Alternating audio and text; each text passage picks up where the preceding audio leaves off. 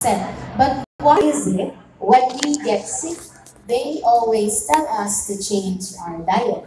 But never ever did they ask, what are you drinking? So, if you see here, most of our body composition is water. So, why haven't they asked us to change our water in order to help ourselves? So, let's just say you are already drinking a minimum of 8 glasses of water. You already know the importance of water and are keeping yourself hydrated. But the question is, are you drinking the right kind of water? And is it even safe in the long run? So before we begin, I would like to show you that not all water is actually created equal, no? I would like to give a short comparison lang from the different traditional water sources that we have here today. And this is not to bash or to, what do you call this, to insult any of these water systems, but just to give you a perspective on what they are. So, most commonly, a lot of Filipinos have deep well in their homes. So, having deep well, it is expensive to install and also expensive to maintain. And we know that that water is coming from the root below. So we're not really sure on the contaminants of that water. Next, we have our tap water, or most commonly known as MCWD here in Cebu. So this is municipal water. This is subject to strict regulations, which is why they have to treat it with chlorine in order to keep it clean. So that is why it has sediments causing the stale taste that we know now. So it contains some trace minerals from the water.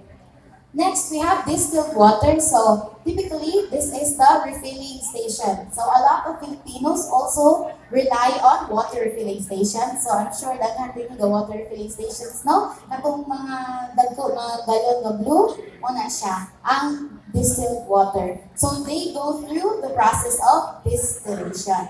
Distillation removes all or almost all minerals from the water, which raises concern because we know that there are minerals that we can also get from water. So lastly, we have bottled water. This is the most convenient source of water, no? You don't have to bring a bottled water. Simply, palit ka sa sari-sari or mo-enter ka sa 7-Eleven para mo buy of water. Pero, what we don't know is a distribution channel, no? It may be created now in the factory, pero iniabot sa sari-sari, sa 7-Eleven or sa restaurants, okay about how long it took to reach your hands. So some can reach days, weeks, or months before you can officially drink it yourself. So with these delivery and distribution channels, it is exposed to extreme heat and very, very unpredictable weather. That is why plastic bottles can contain BPA, which has been proven to cause childhood diabetes and also cancer. And mahal siya in the long run. So that is why we are here today to talk about Enagic, because it has brought us a solution. So who is Enagic? It's something Enagic. What is Kangen water? So Enagic is a 50-year-old private Japanese company, and the group Kachiku has recently celebrated in Japan, Okinawa, to celebrate the 50th year anniversary with Mr. Yoshiro, the founder of Enagic himself, and licensed as an original equipment manufacturer. What this means is, when a company is an OEM, it means that the company creates all its parts from start to finish, all from their own.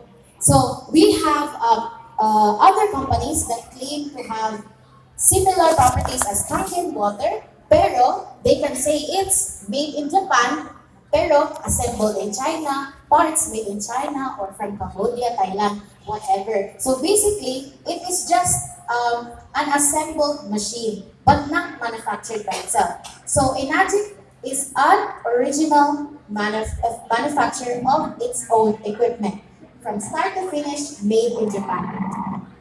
So, Enagic creates this Kangen water machine. This is now a domestic unit, but it was first used in hospitals in Japan in 1974. It used to be around 6 feet tall in order to cater to hundreds and hundreds of patients in one hospital. But Enagic created a domestic unit in 1994 in order for families to have their own Kangen water at home. So, Enagic is a top industry leader in water ionization, and we are located in 40 countries with over 23 countries with over 40 locations. And to see is to believe, we have over more than 15 coveted, documented recognition awards and certificates. So, Enagic, the Kangen water machine, as you all see, is a certified medical device endorsed by the Ministry of Health, Labor and Welfare by the Japanese government. So this is the certification. And you can also, if you're really kind of skeptical, no, you can simply look up online of all the each and every documentation of Enagic. Next, not only is Kangen a World Quality, what is called this, Water Quality Association member, but it is the only ionizer manufacturer in the world that has a gold seal award. So any company in the water industry can apply to be a member of the Water Quality Association. But Enagic is the only water ionizer that has a gold seal award. So to present how Enagic began and also the three unique properties of Kangen water, I would like to call on one of the pioneers of Kangen water here in the Visayas, which they started out their Kangen journey here in Cebu back around 10 years ago with my mother, Ms. Marikina. So he is a former president of the Cebu Chamber of Commerce and entrepreneur and a esteemed member of our society. Please help me welcome Mr. Francis T. Please give a round of applause.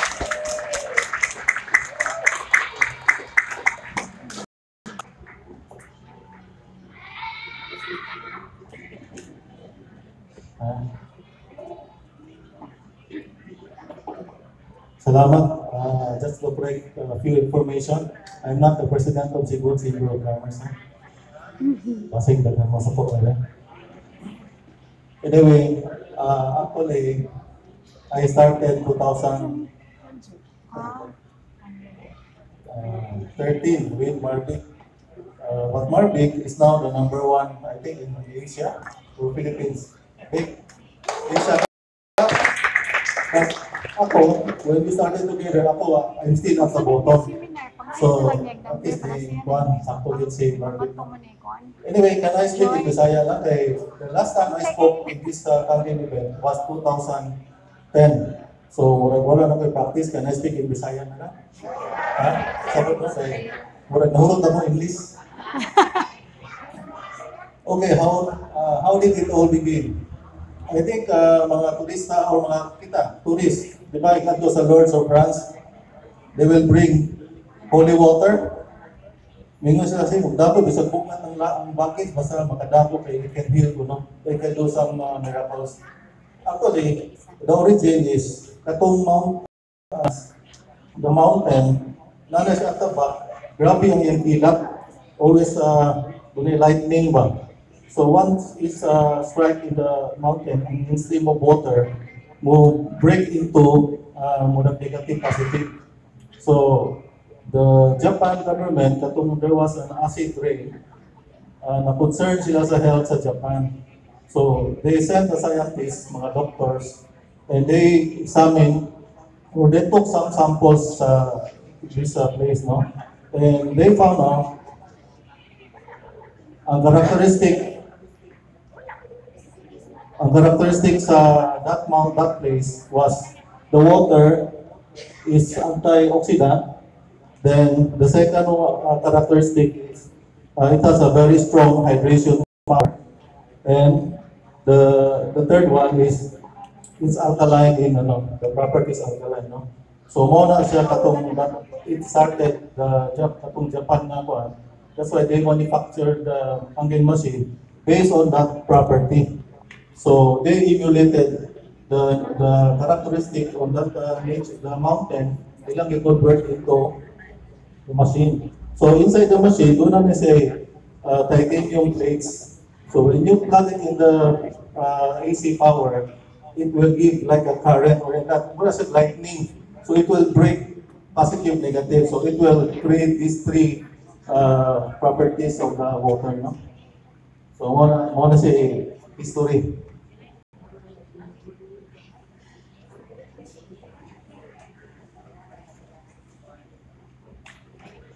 So first is anti-oxidation. I think everybody knows what is oxidation.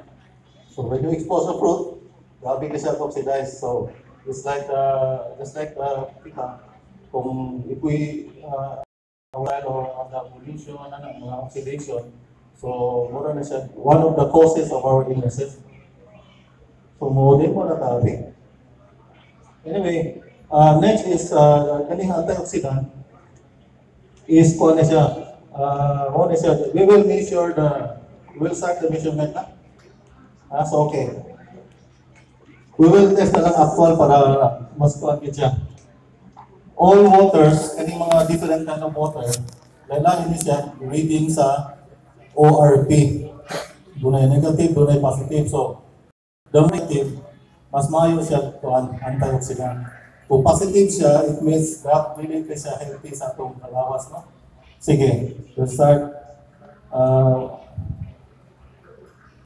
First is the famous manufacturer of bottled water. We'll not name the brand, no? We'll not allow. Sige. So, by the way, thank you na akong assistant, thank you for assistant, si Joy, Joy, Joy, okay. Okay, it's may mga tanaw sa reading. Can I have one volunteer? Sige. Ang reading is 120. Positive. It means taas ka siya kuhan, oxidation. Yan ORP, oxidation reduction potential. No? So, mo siya sa bottled water. So, the next is another famous na bottled water.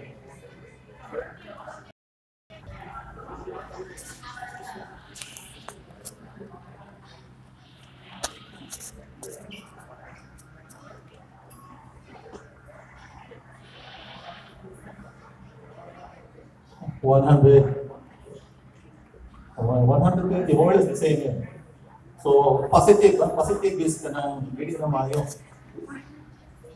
And next is another bottled water manufacturer. Masa siya 160. Positive 160, ha? 160, average 170. Okay, next is Sprite soft drinks. Uy, hindi ko mention na sa soda. 207. Mga 280, ha? Average 280. Positive, ha? Positive. Kani is energy drink. Yeah. 295 and 290. Yeah, so taas kapon kapare.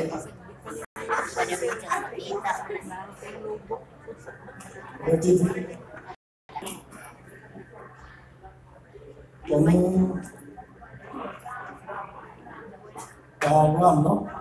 Famous ram. Liquor siya. 200 plus, so 210, 212 positive. So next is the famous alkaline water, puro bottles siya, available in the supermarket, no? So we thought na mayo mo drink of positive 120. So we thought na alkaline, hindi siya positive, it should be negative.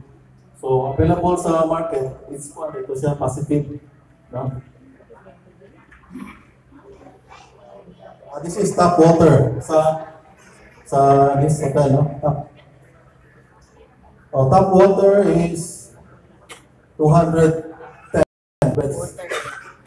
It's a positive also.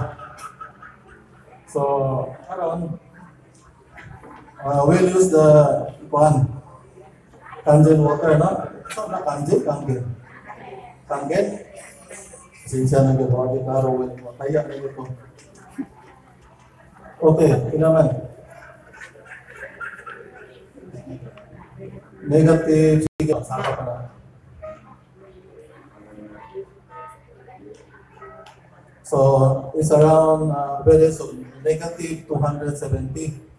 So, it means negative, almost 300, negative 300. So, it means antioxidant siya. Diba, hilig kita palit mga vitamins na may vitamins na antioxidant. So, it's just the same drinking this one, antioxidant ka. Hindi ka ma-oxidize.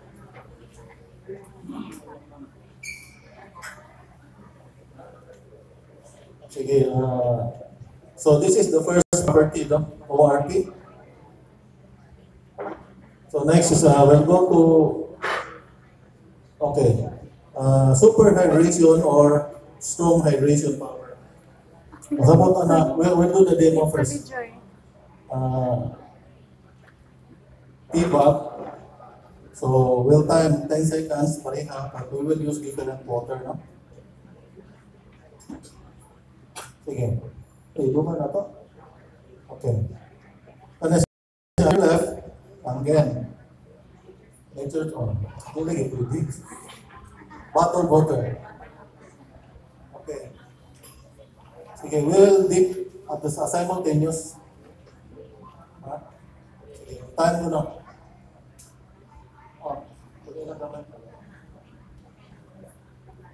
Okay, count na ha.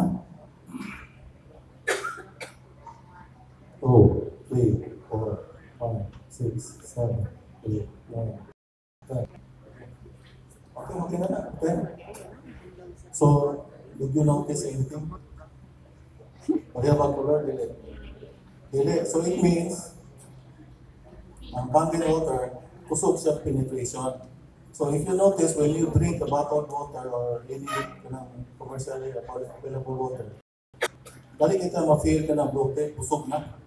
Because kung sa chemical sa engineering is the molecular structure sa Kangen mas pino siya.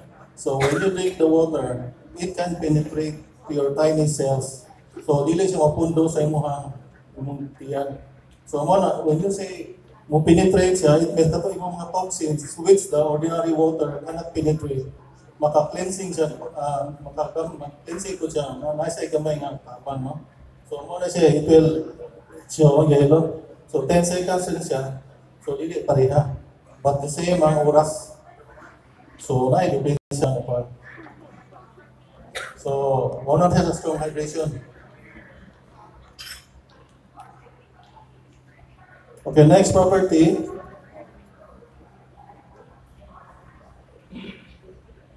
Okay, ako rin i-present. This is a very important slide.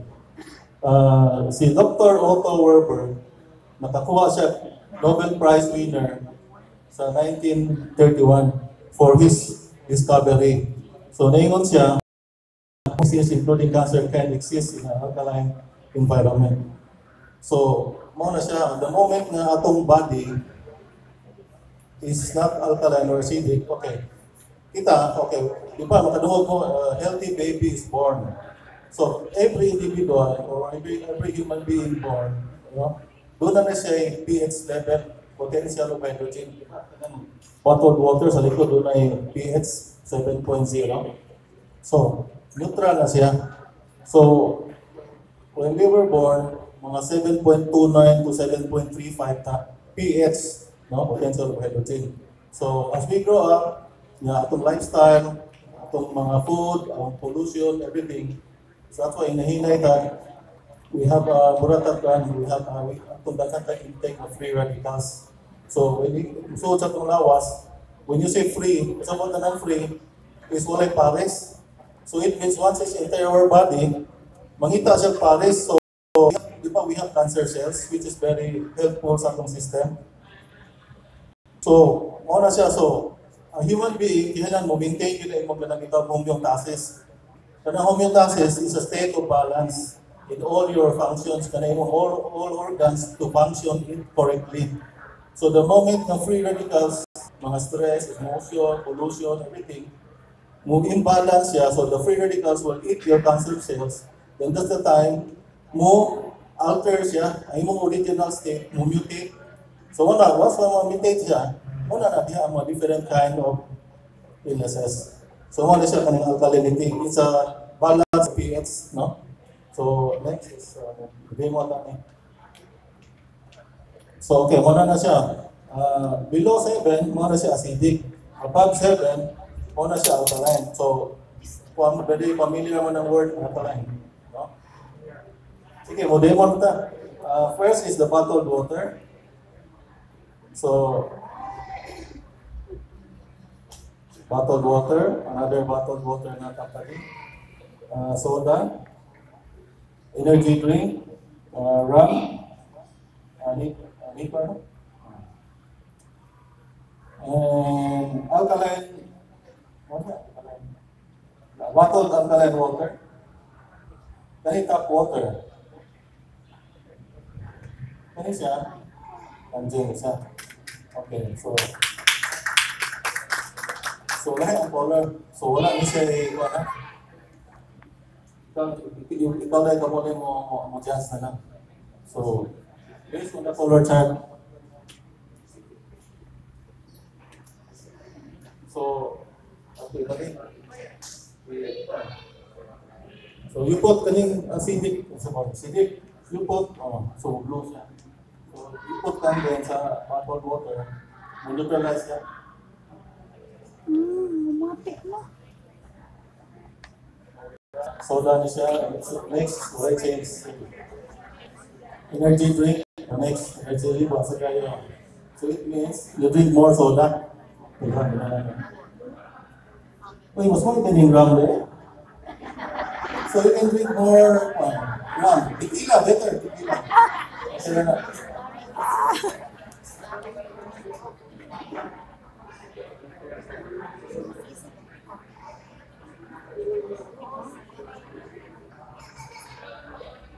So top water niya. So one is so balik ka na. See? Balik mo, yellow balik. So, in short, una gilipin sa mga klase ng tubig. So, not all water are created equal. What when you say gimmick, what is it? Magic, I don't know how to magic man. Okay, next. Okay na ba? Anyway, so I think manood siguro to. Yeah, this is the machine.